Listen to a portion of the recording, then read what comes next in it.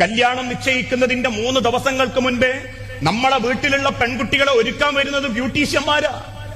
സ്വന്തം മക്കളെ, കറുത്ത മക്കളെ വെളുപ്പിച്ചെടുക്കാനും വെളുത്തതിനെ ഒന്നും കൂടി വെളുപ്പിക്കാനും മറ്റു പല ഭംഗിയിലും ഒരുക്കുമ്പോ ആർക്കെങ്കിലും ചിന്ത വരാറുണ്ടോ ഇത് പടച്ചോന്റെ റസൂലുള്ള വെറുത്ത് പഠിപ്പിച്ചതാണ്? ലഅനത്തുല്ലാ, അല്ലാഹു ശപിച്ചിരിക്കുന്നു. ആരെ?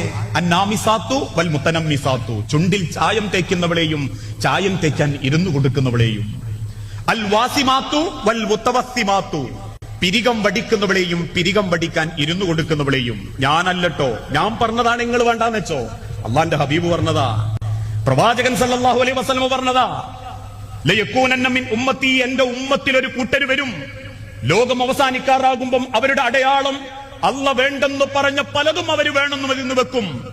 ഭംഗിക്ക് വേണ്ടി പടച്ച റബ്ബിന്റെ ദുനിയാവിൽ അവർ വേഷം കെട്ടും. അള്ളാഹുവിന്റെ പ്രവാചകൻ ചെയ്യരുതേ എന്ന് പറഞ്ഞ പലതും അവർ ചെയ്യും. അവരുടെ ജീവിതത്തിന് ഒരൊറ്റ ലക്ഷ്യമേ ഉണ്ടാകൂ, ഉള്ളത് അടിച്ചു പൊളിച്ചങ്ങോട്ട് കുളൂസായിട്ട് ജീവിക്കുക. പക്ഷെ എങ്ങനെയൊക്കെ ജീവിച്ചാലും ഈ തടി വെക്കേണ്ടത് മണ്ണിലേക്ക് തന്നെയാണ്. ഈ തടി കുണ്ട വെക്കേണ്ടത് മണ്ണിലേക്കാ. ഇത് മണ്ണോട് ചേരുന്നതാ. അള്ളാഹുവിന്റെ അരികിലേക്ക് തിരിച്ചു പോകുമ്പം ഗുണം ചെയ്യുന്നത് പടച്ച റബ്ബിനെ ഭയപ്പെട്ട് ജീവിച്ച് അള്ളാഹുവിന്റെ സ്വർഗത്തിന് വേണ്ടി നമ്മൾ ചെയ്ത നന്മകൾ മാത്രമാണ്.